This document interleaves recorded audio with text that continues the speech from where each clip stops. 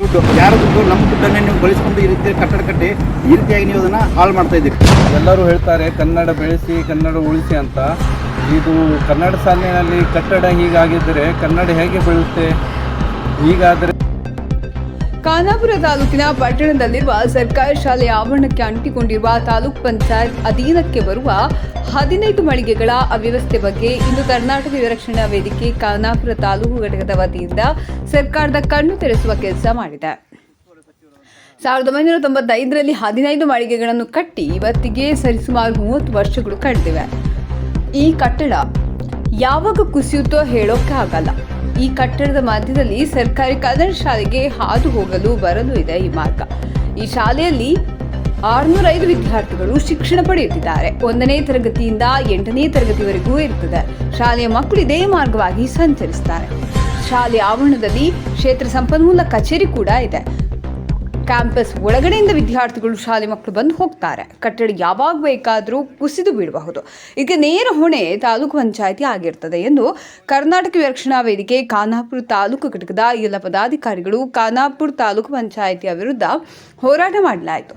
ಈ ಸಂದರ್ಭದಲ್ಲಿ ಕರ್ನಾಟಕ ವಿರಕ್ಷಣಾ ವೇದಿಕೆ ಖಾನಾಪುರ ತಾಲೂಕು ಅಧ್ಯಕ್ಷರಾದ ಶ್ರೀ ಪಾಂಡುರಂಗ ಗುಳನ್ನವರ, ತಾಲೂಕು ಉಪಾಧ್ಯಕ್ಷರಾದ ಶ್ರೀ ಅಫ್ಜಲ್ ಐರಾಣಿ ಮತ್ತು ರಿಚರ್ಡ್ಸ್ ಮಿನೇಜಿಸ್ ಮತ್ತು ಅಜರುದ್ದೀನ್ ತಹಶೀಲ್ದಾರ್ ಮತ್ತು ಸಂತೋಷ್ ಮಡಿವಾಳರ, ತಾಲೂಕು ಪ್ರಧಾನ ಕಾರ್ಯದರ್ಶಿ ಮತ್ತು ಸುರೇಶ್ ಖಾನಾಪುರಿ, ಪರಶುರಾಮ್ ತಳವಾರ್, ಮಂಜುನಾಥ್ ಶಿವಪುರ, ಶವರಂಜನ ಭೂಷಿ, ನಹೀಂ ಗೋವೆ, ದರ್ಶನ್ ಪುಲಾ ಇನ್ನುಳಿದ ಎಲ್ಲ ಪದಾಧಿಕಾರಿಗಳು ಉಪಸ್ಥಿತರಿದ್ದರು. ಬೆಳಗಾವಿ ಜಿಲ್ಲಾ ವರದಿಗಾರರು ಅಡಿವೆಪ್ಪ ಬಸನಗೌಡ ಪಾಟೀಲ್. ವೇದಿಕೆ ವತಿಯಿಂದ ಇವತ್ತು ಖಾನಾಪುರ ತಾಲೂಕಿನಲ್ಲಿ ಖಾನಾಪುರ ಪಟ್ಟಣದ ಒಂದು ಕನ್ನಡ ಶಾಲೆಯನ್ನು ನೋಡಿ ಬಹಳ ಬೇಸರದ ಸಂಗತಿಯಾಗಿದೆ. ಹೀಗಾಗಿ ಇವತ್ತು ಕರ್ನಾಟಕ ಯುವ ರಕ್ಷಣಾ ವೇದಿಕೆ ಖಾನಾಪುರ ತಾಲೂಕು ಅಧ್ಯಕ್ಷರಾದ ಪಾಂಡುರಂಗಣ್ಣ ಗುಳನ್ನವರ ಇವರ ನೇತೃತ್ವದಲ್ಲಿ ಇಲ್ಲಿ ಕೂಡಿರುವುದು ಏದಕ್ಕೆಂದರೆ ಕನ್ನಡ ಶಾಲೆಯ ಆವರಣ ಹಾಳಾಗಿದ್ದು ಇದರ ಬಗ್ಗೆ ಯಾವ ಒಂದು ಶಾಸಕ, ಮಾಜಿ ಶಾಸಕ, ಯಾವ ಉಸ್ತುವಾರಿ ಸಚಿವರಾಗಲಿ ಯಾರೂ ಒಂದು ಇದಕ್ಕೆ ಹೆಲ್ಪ್ ಮಾಡ್ತಾ ಇಲ್ಲ. ಹಾಗಾಗಿ ನಮ್ಮ ಕರ್ನಾಟಕ ಯುವ ರಕ್ಷಣಾ ವೇದಿಕೆ ವತಿಯಿಂದ ನಾವು ಮನವಿ ಮಾಡುವುದೇನೆಂದರೆ ಇದನ್ನು ಆದಷ್ಟು ಬೇಗನೆ 2 ರಿಂದ 2.5 ತಿಂಗಳಲ್ಲಿ ಸರಿ ಮಾಡದಿದ್ದಲ್ಲಿ ನಮ್ಮ ಉಗ್ರ ಹೋರಾಟವನ್ನು ಮಾಡುತ್ತೇವೆಂದು ತಮಗೆ ಈ ಒಂದು ವೇದಿಕೆ ಮುಖಾಂತರ ಇವತ್ತು ನಾವು ಒಂದು ಮನವಿಯನ್ನು ಮಾಡುತ್ತೇವೆ. ಕರ್ನಾಟಕ ವಿರಕ್ಷಣಾ ವೇದಿಕೆ ವತಿಯಿಂದ ಖಾನಾಪುರ ತಾಲೂಕು ಘಟಕ ಇದು ಕನ್ನಡ ಶಾಲೆ. ಎಲ್ಲರೂ ಹೇಳ್ತಾರೆ ಕನ್ನಡ ಬೆಳೆಸಿ ಕನ್ನಡ ಉಳಿಸಿ ಅಂತ. ಇದು ಕನ್ನಡ ಶಾಲೆಯಲ್ಲಿ ಕಟ್ಟಡ ಹೀಗಾಗಿದ್ದರೆ ಕನ್ನಡ ಹೇಗೆ ಬೆಳೆಯುತ್ತೆ? ಹೀಗಾದರೆ ಮಕ್ಕಳು ಹೇಗೆ ಬರುತ್ತಾರೆ ಇಲ್ಲೇ ಹಚ್ಚೋದಕ್ಕೆ? ಪಾಲಕರವರು ಹೇಗೆ ಇದು ಮಾಡುತ್ತಾರೆ? ನೀವಂತೀರಾ ಕನ್ನಡ ಬೆಳೆಸಿ ಕನ್ನಡ ಉಳಿಸಿ ಅಂತ. ಅಂದರೆ ಇದು ಕಟ್ಟಡವು ಬೀಳೋಕ್ಕೆ ಬಂದಿದೆ, ಅದು ಅಧಿಕಾರಿಗಳು ಯಾರು ಗಮನ ಕೊಡುತ್ತಿಲ್ಲ. ಇದನ್ನು ನೋಡ್ತಿದ್ದರೆ ಭಾಳ ಅನ್ಯಾಯವಾಗುತ್ತಿದೆ ಇದು ಶಾಲೆಗೆ.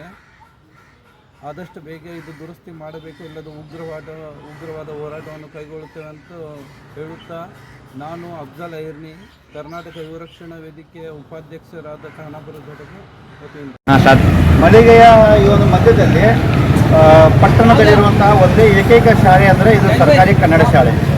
ಇಲ್ಲಿ ಈ ಶಾಲೆಗೆ ಹೋಗುವಂಥ ಮಕ್ಕಳು ಪ್ರತಿದಿನ ಇದೇ ಒಂದು ಮುಖ್ಯ ದ್ವಾರದಲ್ಲಿ ಹಾದು ಹೋಗ್ತಾರೆ. ದಿನನಿತ್ಯ ಹೋಗುವಂಥ ಒಂದೇ ಹೋಗೋಕ್ಕೆ ಒಂದೇ ಹಾದಿ, ಬರೋಕ್ಕೆ ಇದೇ ಹಾದಿ ಇರೋದ್ರಿಂದ ಮಕ್ಕಳು ದಿನನಿತ್ಯ ಇದೇ ಸ್ಕೂಲಿಂದ ಮಕ್ಕಳು ಇದೇ ಹೋಗ್ತಿರ್ತಾರೆ. ಸರಿ, ಆದರೆ ಇಲ್ಲಿ ಯಾವ ರೀತಿ ಒಂದು ಸ್ಥಳ ಇದೆ ಮತ್ತು ಯಾವ ರೀತಿ ಇದು ಮಕ್ಕಳು ದಿನನಿತ್ಯ ಹೋಗುವಂಥ ಹಾದಿಯಲ್ಲಿ ನಿಮ್ಗೆ ತೋರಿಸ್ತೀರಿ. ಯಾಕಂದ್ರೆ 30 ವರ್ಷಗಳಾಯಿತು ಕಟ್ಟಡ ಕಟ್ಟಿ. ಇದನ್ನು ನವೀಕರಣಗೊಳಿಸಬೇಕು ಅಥವಾ ಇದರ ಬಗ್ಗೆ ಒಂದು ತಾಲೂಕು ಪಂಚಾಯತಿಯವರಿಗೆ ಕಿಂಚಿತ್ತು ಕೂಡ ಇದ್ರ ಬಗ್ಗೆ ಕಾಳಜಿ ಇಲ್ಲ. ಅಂದರೆ ಮಕ್ಕಳ ಮೇಲೆ ಇವರು ಜೀವದ ಆಟವನ್ನು ಆಡ್ತಿದ್ದಾರಂತೆ ನಮ್ಗೆ ಕಂಡು ಬರ್ತಾ ಇದೆ. ಯಾವ ರೀತಿ ಆಗ್ತಿದೆ ಅಂದರೆ ಇಲ್ಲಿ ನೋಡ್ಬೋದು, 30 ವರ್ಷ ಹಳೆಯ ಒಂದು ಇದು ಕಾಮಗಾರಿ ಸರ್ಕಾರದ ಅಧೀನದಲ್ಲಿ ಸರ್ಕಾರದ ಕೇಂದ್ರಗಳಲ್ಲಿ ಆಗಿರುತ್ತದೆ. ಇಲ್ಲಿ ಮೇಲ್ಗಡೆ ಛಾವಣಿ ನೋಡಿರುತ್ತೆ, ಬ್ಲಾಕ್ ಛಾವಣಿ, ಯಾವ ರೀತಿ ಇದ್ರದ ಗೆಲಾವು ಸಿಗುತ್ತದೆ ಮತ್ತು ಬಾರ್ಗಳೆಲ್ಲ ಕಾಣ್ತಾ ಇದ್ದಾವೆ. ಆಮೇಲೆ ಈ ರೀತಿ ಆದರೆ ಮಕ್ಕಳು ಹೋಗುವಂಥ ಬರುವಂಥ ಹಾದಿಯಲ್ಲಿ ಯಾವುದೇ ಅವರು ನಮ್ಮ ಜೀವವನ್ನು ಕೈ ಹಿಡಿದುಕೊಂಡು ಶಾಲೆಯಲ್ಲಿ ಆ ರೀತಿ ಒಂದು ನಿರ್ಮಾಣ ಪರಿಸ್ಥಿತಿ ಇದೆ. ಮತ್ತು ಇಲ್ಲಿ ನೋಡಿ, ಇದೊಂದು ಮೇನ್ ಬಿಲ್ಡಿಂಗಿಗೆ ಬೇಕಾಗಿರುವಂತಹ ಒಂದು ಬೀಮ್. ಆ ಬೀಮ್ ಯಾವ ಲೆಕ್ಕದಲ್ಲಿ ಬಂದಿದೆ ನೋಡಿ. ಒಳಗಡೆ ಇರುವಂತಹ 12ನೇ ಮಾರು ಯಾವ ರೀತಿ ಎಷ್ಟು ಚಿಕ್ಕದಾಗಿದೆ, ಯಾವ ರೀತಿ ತುಕ್ಕಿಡಿದೆ ಅಂತೇಳಿ ಆಗಬಾರದು.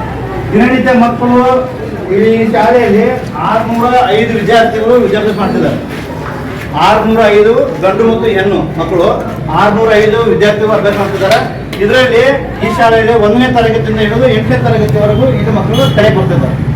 ಅವರು ಇಲ್ಲಿ ಬರುವಂತ ಯಾವ ಮಕ್ಕಳು, ನಮ್ಮ ಖಾನಾಪುರ ತಾಲೂಕ ಇಡೀ ಗುಡ್ಡಗಾಡುಗಳನ್ನ ಹೊಂದಿದ್ದ ತಾಲೂಕ. ಇಲ್ಲಿ ಬರುವಂತ ಮಕ್ಕಳು ಅತಿ ತೀರ ಬಡತನದಲ್ಲಿರುವಂತ ಮಕ್ಕಳು ಬರ್ತಿರ್ತಾರೆ. ಬಟ್ ಅವರು ಬರಬೇಕಾದ್ರೆ ಈ ರೀತಿಯಾದಂತಹ ಈ ಸ್ಲ್ಯಾಬ್ಗಳು, ಇವರು ಗಿಲಾವುಗಳು ಈ ರೀತಿ ಕುಸಿದು ತಲೆ ಮೇಲೆ ಬಿದ್ದರೆ ಅದಕ್ಕೆ ಹೊಣೆ ಯಾರು? ಮತ್ತು 30 ವರ್ಷದ ಹಳೆಯ ಬಿಲ್ಡಿಂಗು ಈ ರೀತಿಯಾಗಿದೆ. ಇದು ಬಿಲ್ಡಿಂಗ್ನ ಮೇನ್ ಕಾಲಮ್. ಬಿಲ್ಡಿಂಗ್ ನಿಂತಿರೋದೇ ಈ ಕಾಲಮ್ ಮ್ಯಾಗ. ಆದರೆ ಈ ಒಂದು ಕಾಲಮ್ ಯಾವ ರೀತಿಯಾಗಿದೆ ನೋಡ್ರಿ. ಇಲ್ಲಿ ಕಾಲಮ್ದು ಗಿಲಾವ ಹೋಗಿದರೆ ಕಾಂಕ್ರೀಟ್ ಹೋಗಿದೆ. 12 mm ಬಾರ ಇದ್ದು ಅದು 4 mm ಬಾರಿಗೆ ಬಂದಿದೆ. ಅಂದ್ರೆ ಅಷ್ಟೊಂದು ಇದು ತುಕ್ಕಿಡ್ತೈತೆ ಅಂತ. ಮತ್ತು ಒಂದು ವೇಳೆ ಇದು 4 mm ಬಾರು ಇದು ಕಟ್ಟಾಯ್ತಂದ್ರೆ ಈ ಬಿಲ್ಡಿಂಗ್ ಇರುತ್ತೆ.